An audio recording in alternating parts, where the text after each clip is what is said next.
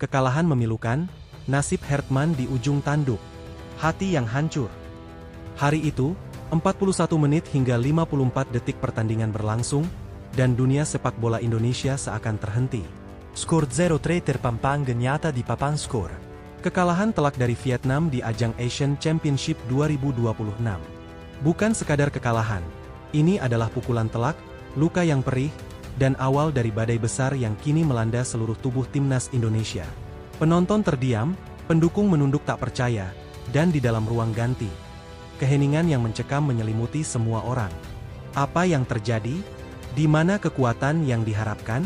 Mengapa pertahanan begitu rapuh? Serangan tak berdaya? Kekalahan ini bukan sekadar angka di papan skor.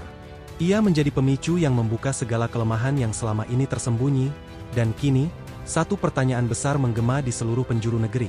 Apa yang akan terjadi pada timnas Indonesia selanjutnya? Ultimatum PSSI, nasib Hertman hanya tergantung satu laga. Badai tak hanya datang dari hasil pertandingan. Kabar mengejutkan datang dari internal PSSI. Dikabarkan secara resmi, federasi telah memberikan ultimatum keras kepada pelatih kepala, John Hertman. Ya, ultimatum. Bukan peringatan halus, bukan saran sopan, melainkan perintah tegas. Laga melawan Singapura pada tanggal 7 Agustus 2026 menjadi pertandingan penentu nasibnya. Hidup atau mati, bertahan atau pergi. Semua tergantung pada 90 menit di lapangan hijau itu.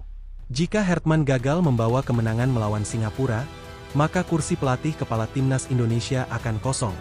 Ia terancam dipecat. Bayangkan beban yang kini dipikul Hertman.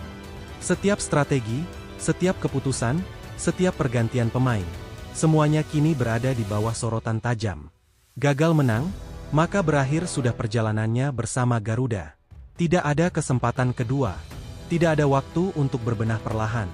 Menang, atau pulang. Desakan kembali ke pelatih Korea. Di tengah kekhawatiran dan kemarahan publik, muncul suara yang semakin keras bergema di mana-mana. Desakan dari masyarakat, bahkan wacana di dalam lingkungan PSSI sendiri. Kita harus kembali menggunakan pelatih asal Korea Selatan. Mengapa? Semua mata kini tertuju pada Vietnam. Di sana, pelatih asal Korea menerapkan pola permainan yang teratur, disiplin, dan terbukti membuahkan hasil gemilang. Vietnam kini tampil rapi, terorganisir, dan mampu menaklukkan timnas Indonesia dengan skor telak. Banyak yang bertanya, apakah gaya pelatih asal Korea adalah kunci yang selama ini kita cari? Apakah pendekatan yang berbeda dari yang diterapkan Hertman yang sebenarnya kita butuhkan? Wacana ini kian menguat seiring kekalahan yang memilukan itu. Publik mulai meragukan jalur yang ditempuh Hertman. Dan kini, bayang-bayang perubahan pelatih semakin nyata. Pertanyaan besarnya, jika Hertman pergi, apakah pelatih asal Korea akan menjadi penggantinya? Atau masih ada nama lain yang tersembunyi di balik rencana besar PSSI? Waktu yang akan menjawab. Suara dari dalam, kesesaksian pemain.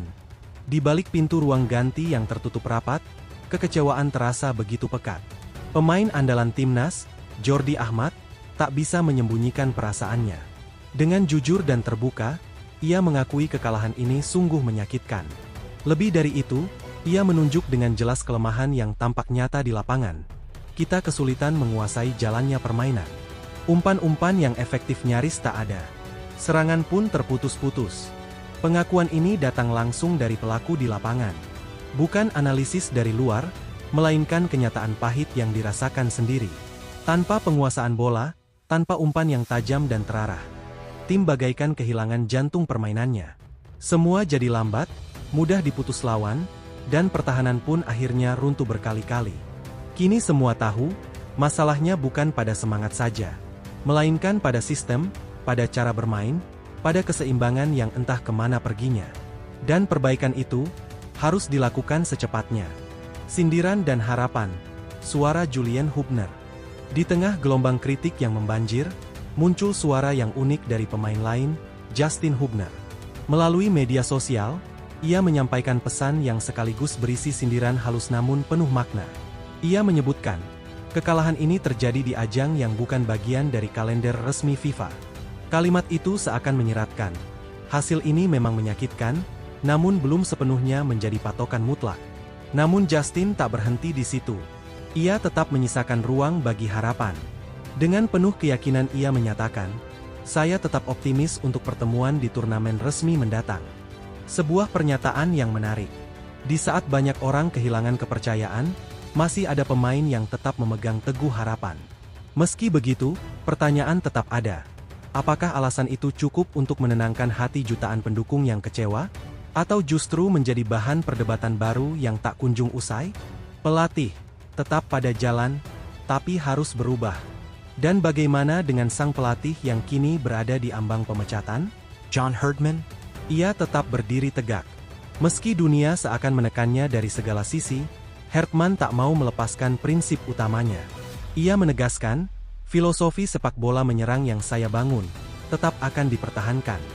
Namun di sisi lain, ia juga tak menutup mata terhadap kenyataan. Herdman mengakui dengan jujur, ada hal yang harus segera diperbaiki, terutama pada aspek transisi bertahan dan keseimbangan tim. Inilah titik krusial. Pelatih tak ingin mengubah arah secara drastis, namun ia sadar bahwa perbaikan mendesak mutlak dilakukan. Serangan tetap menjadi andalan, namun pertahanan tak boleh lagi begitu rapuh. Tekanan kini datang dari segala arah. Di satu sisi, rasa kecewa masyarakat begitu dalam hingga nyaris tak tersampaikan lagi. Di sisi lain, waktu yang tersisa untuk membenahi segala kekurangan terasa begitu singkat, seakan berpacu dengan detik yang terus berlari. Setiap sesi latihan kini bukan sekadar persiapan biasa, melainkan ujian nyata. Apakah Herdman mampu meyakinkan para pemain agar tetap percaya pada arah yang ia pilih? Atau justru ketegangan ini perlahan meruntuhkan kebersamaan yang selama ini dibangun dengan susah payah? Jawabannya belum terlihat jelas, namun satu hal pasti, tak ada ruang lagi untuk sekadar mencoba. Yang dibutuhkan sekarang adalah perubahan nyata dan hasil yang memuaskan. Di tengah suasana yang penuh ketegangan itu, muncul pula kekhawatiran akan dampak hasil ini bagi semangat dan mental para pemain. Mereka adalah manusia biasa yang juga merasakan perihnya kritik tajam, namun sekaligus menjadi harapan jutaan jiwa di tanah air.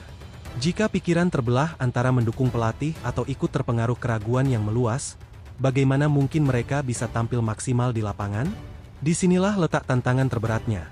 Menyatukan kembali hati dan pikiran dalam waktu yang sangat sempit, menyingkirkan segala beban pikiran, lalu bangkit dengan satu tekad bulat untuk membuktikan bahwa mereka belum kalah sepenuhnya.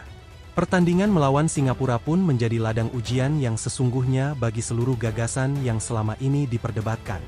Jika Herdman berhasil membawa tim meraih kemenangan, maka mungkin saja kritik-kritik yang menghujatnya akan mereda, dan jalannya pertandingan bisa menjadi bukti bahwa perbaikan yang sedang dilakukan mulai membuahkan hasil.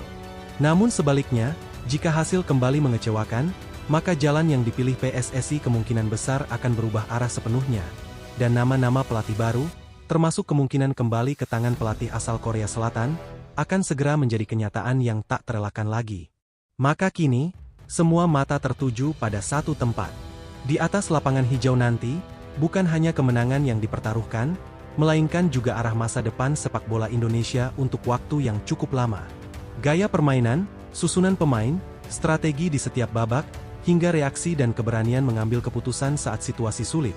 Semua akan menjadi penilai sejati apakah langkah yang diambil selama ini sudah tepat atau justru harus diubah seketika. Tak ada yang bisa diprediksi dengan pasti, namun satu hal yang terasa nyata, udara di sekitar timnas Indonesia kini terasa begitu berat dan penuh ketegangan. Biarlah pertandingan nanti menjadi saksi sejati atas tekad dan kebangkitan Garuda. Biarlah pula hasil yang tertera di papan skor menjadi jawab yang paling jujur bagi segala pertanyaan, harapan, dan kekhawatiran yang bergemuruh di dada seluruh anak bangsa. Tak peduli seberapa gelap awan yang datang menyelimuti, selalu ada harapan bahwa cahaya akan kembali menyingsing.